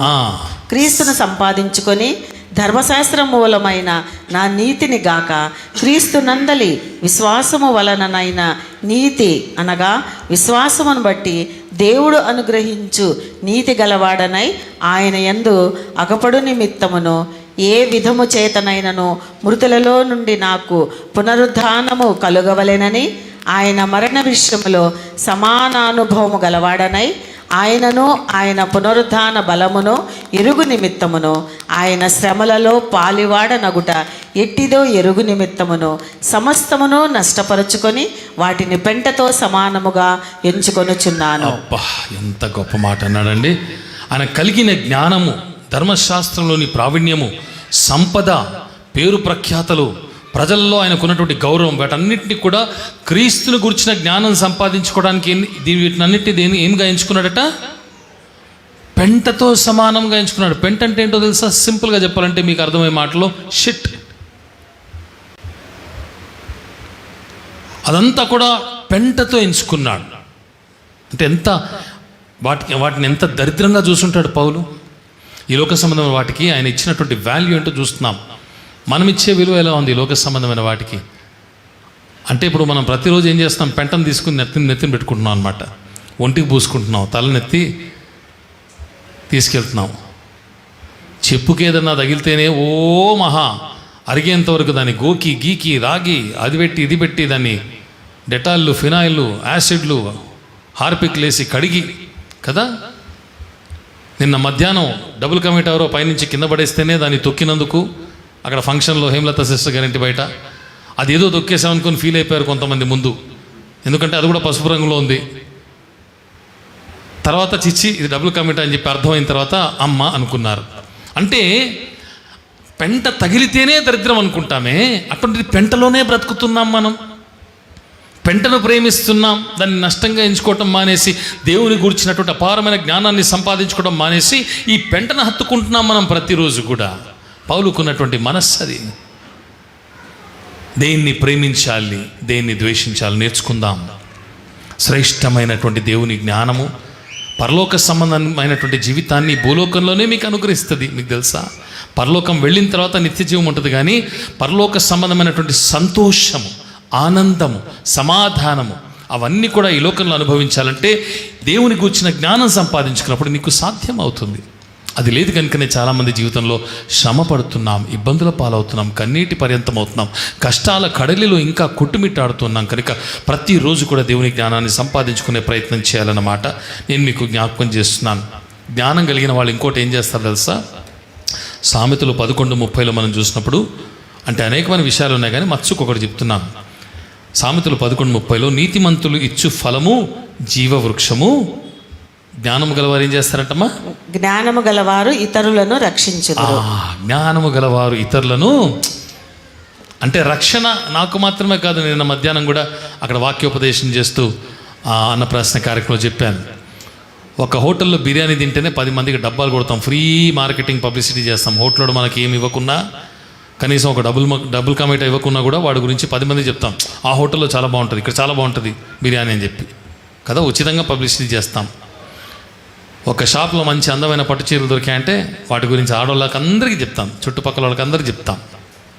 నగలు ఎక్కడన్నా బాగా దొరుకుతున్నాయంటే వాళ్ళ గురించి అందరికీ చెప్తాం. శ్రేష్టమైన రక్షణ అనుభవాన్ని గురించి మాత్రము ఇతరులకు చెప్పం, మనలో మనమే పెట్టుకుంటాం. అందుకే అక్కడ అన్నాడు, జ్ఞానము గలవారు ఇతరులను రక్షించుదురు.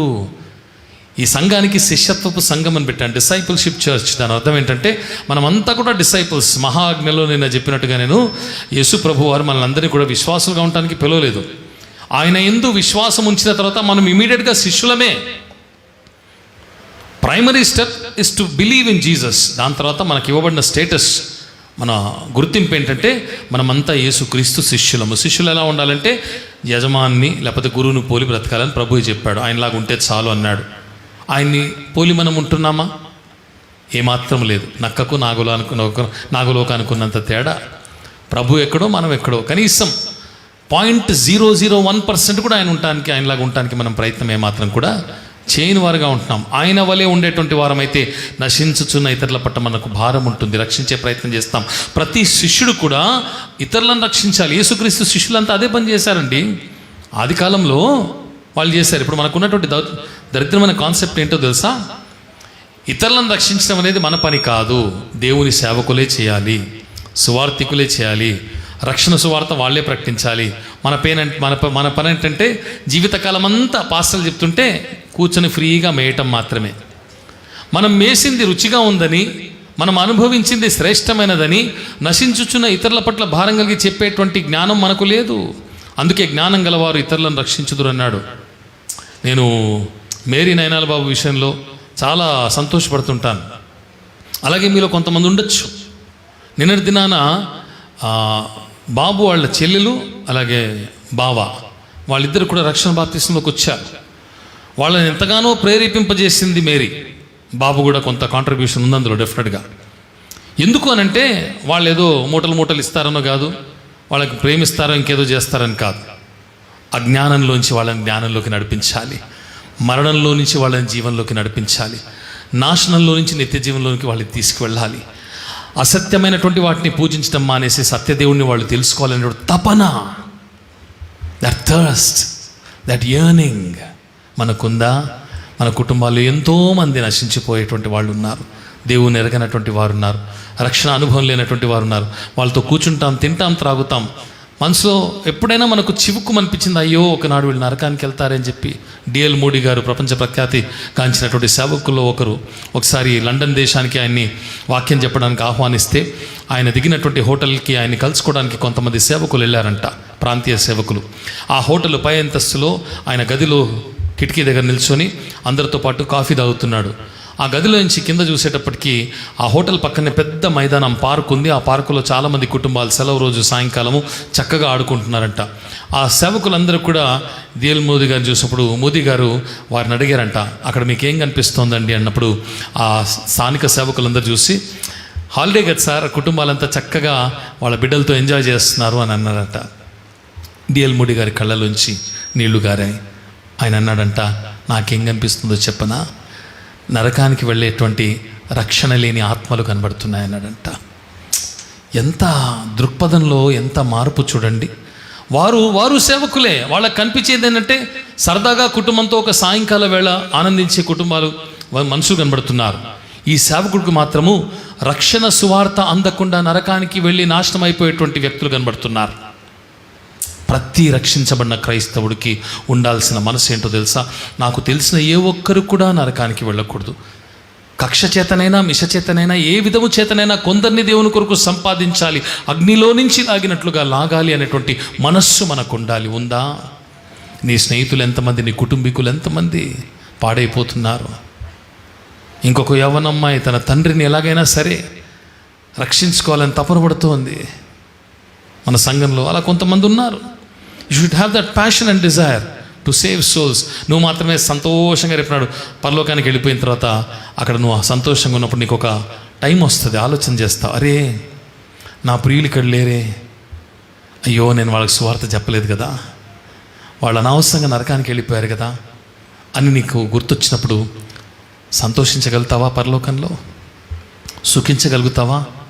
నీ ఆత్మ ఘోషించదా? నాకు అవకాశం ఉండి చెప్పలేకపోయానే, నాకు అవకాశం ఉండి నేను మార్చుకోలేకపోయానే, జ్ఞానం ఉండి కూడా జ్ఞానహీనంగా ప్రవర్తించానని బాధపడవా? కనుక ప్రియులారా, జ్ఞానులు ఇతరులను రక్షించేవారుగా ఉంటారని వాక్యం సెలవిస్తోంది. కీర్తనలు 14లో 2-3 మనం చూస్తాం ఒక మాట. అదే 53వ అధ్యాయంలో కూడా అదే మాటలు మళ్ళీ రాస్తాడు. వివేకము కలిగి దేవుని వెదకువారు కలరేమో అని యెహోవా ఆకాశము నుండి చూచి నరులను పరిశీలించెను. వారందరూ దారి తొలగి బొత్తిగా చెడి ఉన్నారు. మేలు చేయి వారెవ్వరూ లేరు, ఒక్కడైనను లేడు. నీ పొరుగువానికి మేలు చేయగలవా?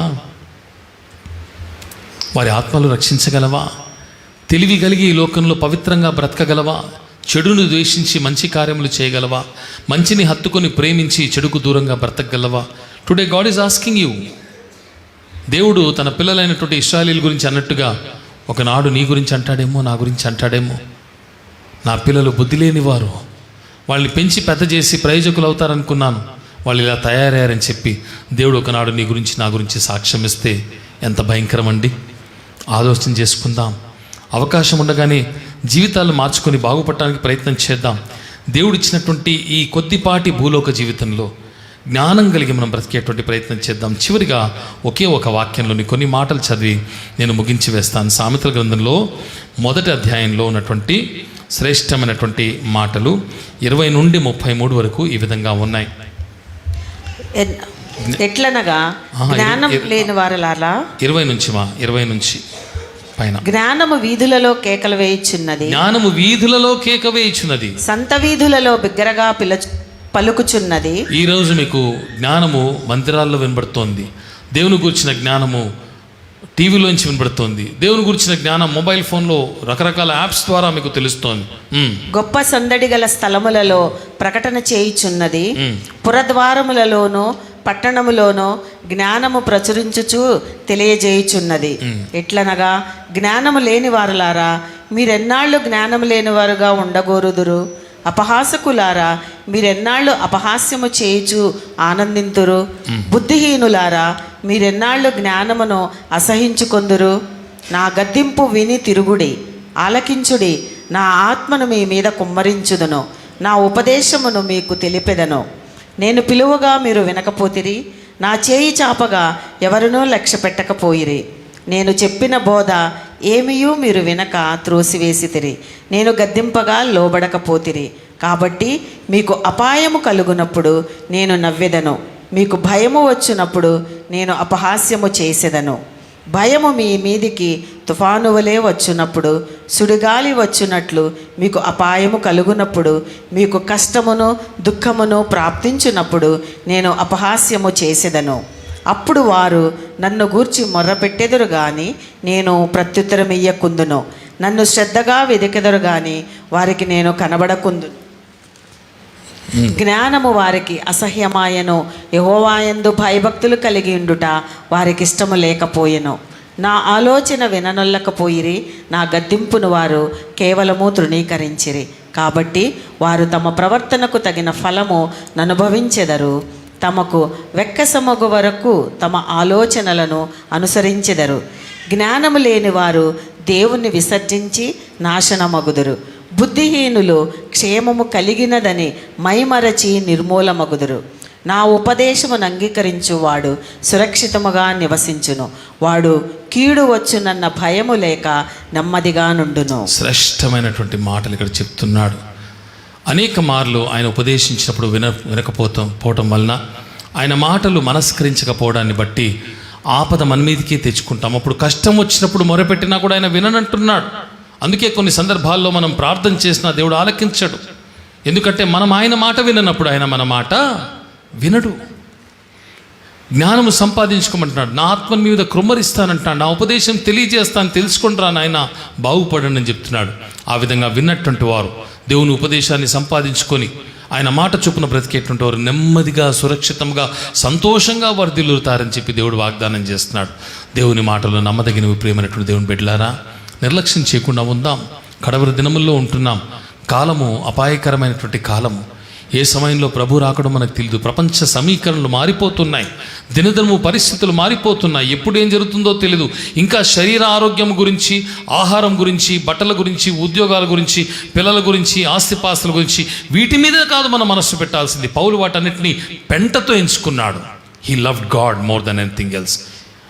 దేవుని గురించినటువంటి జ్ఞానము ఆయనలో నిత్యము కూడా రగిలించేటువంటి మంటగా మారిపోయింది. నీలో నాలో కూడా దేవుని వాక్య జ్ఞానం వల్ల మండుచున్నటువంటి మంటగా ఉండాలి. ఇతరుల కొరకు రగిల్చాలి. దేవుని కొరకు పవిత్రంగా పౌరుషం కలిగి జీవించే విధంగా మళ్ళీ రగిల్చేదిగా ఉండాలన్నమాట నేను మీకు జ్ఞాపకం చేస్తున్నాను. సమయం అతి కొంచెంగా ఉన్నది కనుక జ్ఞానం కలిగిన వారమే ఉందాం. ఒకనాడు దేవుణ్ణి మనం ఎదుర్కొనవలసి వస్తే మన గురించి దేవుడు ఏం చెప్తాడు, ఏం మాట్లాడతాడు, మన గురించి ఏం సాక్ష్యం ఇస్తాడు?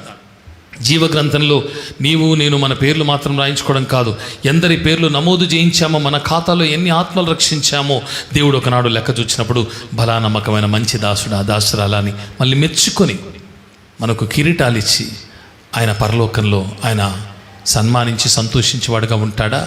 లేకపోతే వ్యర్థమైన జీవితాన్ని బట్టి, మనం చేసే పనికిమాల చెత్త పనులను బట్టి ఆయన అసహించుకొని చీదరించుకొని నువ్వు ఎక్కడ కాదు ఉండాల్సింది, మేకల గుంపులోకి వెళ్ళు, నరకానికే నీవు యోగ్యుడు అని చెప్పి పంపించి వేస్తాడా? జ్ఞాపకం చేసుకుందాం. తలలు వంచుదాం, ప్రార్థన చేసుకుందాం.